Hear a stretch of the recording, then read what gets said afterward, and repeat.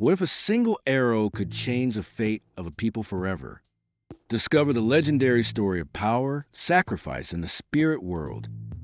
Long ago, in a time before the world we know today, there was a Cherokee myth that shaped the lives of the people, connecting them to the earth, the sky, and the animals that roamed the forests. Welcome to Mystery Mindset. Subscribe now to join our community. Ready for today's video? Let's go. This is the story of Kana'ti, the great hunter spirit, and his wife, Selu, the corn woman, the divine couple who gave life to the corn and the game animals that sustained the Cherokee people. The story begins high on Black Mountain, where Kana'ti, the mighty hunter, lived. He was known for his strength, wisdom, and deep connection to the land.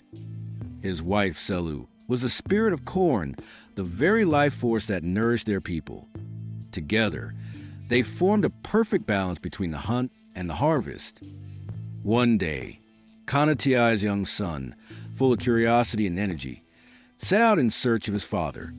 He wandered the woods, calling for Kana'ti, but there was no answer. Desperate, the boy began shooting arrows into the sky, hoping to find a sign. His first arrow flew north, but it quickly returned. Undeterred, he shot another arrow to the east, then to the south, and finally to the west, each arrow coming back, as if mocking his efforts. Finally, with hope fading, the boy shot one last arrow straight up into the heavens. This time, the arrow did not return. It was then that the boy realized his father had journeyed to the spirit world, far beyond the reach of the living. Grief-stricken, the boy's heart sank, for he knew that the Great Spirit had taken Kana'ti. Kana'ti is depicted as a mighty hunter spirit, embodying strength and wisdom. He is characterized by his deep connection to nature, suggesting an appearance with a robust physique, likely tall and muscular. His hair is long and flowing, indicative of a wild and untamed spirit, possibly adorned with elements from nature. His eyes are wise and intense, reflecting a deep understanding of a natural world. His skin tone may be a warm brown, symbolizing his connection to the earth. Kana'ti's attire is likely practical for hunting, featuring a tunic made of animal hides and sturdy trousers, complemented by sturdy boots suited for navigating forests.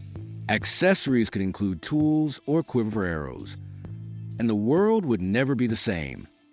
The Great Spirit, angered by the boy's carelessness, decided to punish the Cherokee people by tearing the cave from the mountain, leaving only a massive cliff behind. But this punishment was not the end. It marked the beginning of a new world, one where the land would be forever changed by the gift of corn and the freedom of game animals, thanks to Kana'ti and Selu's love and sacrifice. Selu, the corn woman, is at the heart of the story. According to Cherokee tradition, corn isn't just a plant, it's a living spirit. The first corn, they say, came from the very blood of Selu. She is the embodiment of nourishment, life, and renewal.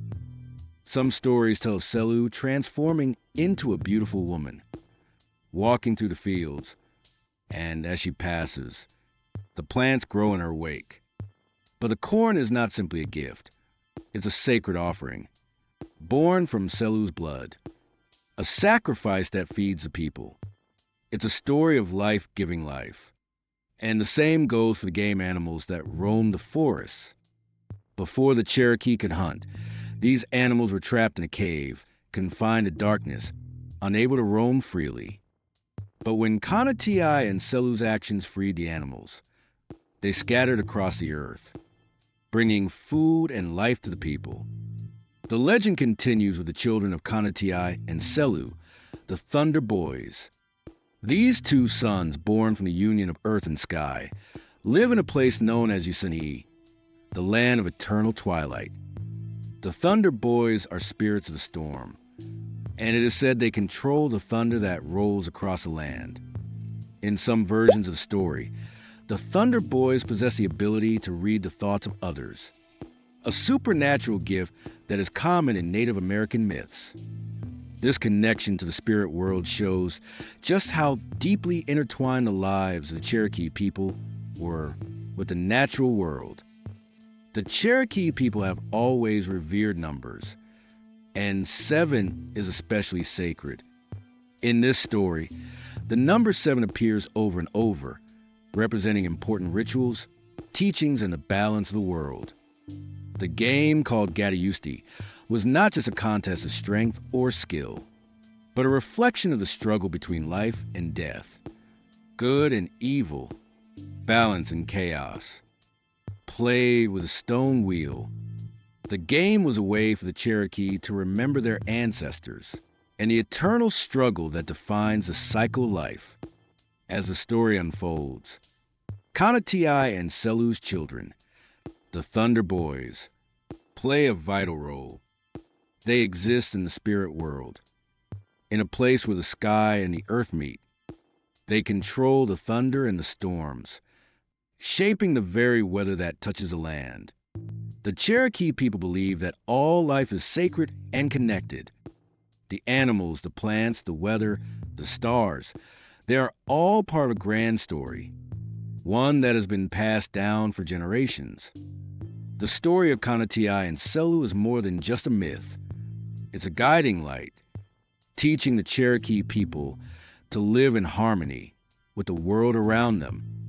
And so, as the story of Kana'ti and Selu is told over and over, it becomes more than just a tale of the past. It is a living tradition, a link between the ancestors and the future generations. Through this myth, the Cherokee people honor their connection to the land, the animals, and the spirits who walk with them. This story is not just about corn or hunting or storms. It's about respect for the earth, for the creatures, and for the balance that must be maintained. It's a reminder that we are all part of something much greater than ourselves, and that the world around us is sacred, a place of wonder and mystery that continues to guide us, even today. As you listen to the story of Kana'ti and Selu, remember that it is not just a myth. It's a living tradition, one that lives in the hearts and minds of those who still honor the spirits of the earth. It teaches us to respect the world around us, to live in balance, and to honor the sacred gifts we've been given, just as Kana'ti and Selu did long ago. Thanks for watching. Want more? Subscribe now and be the first to know.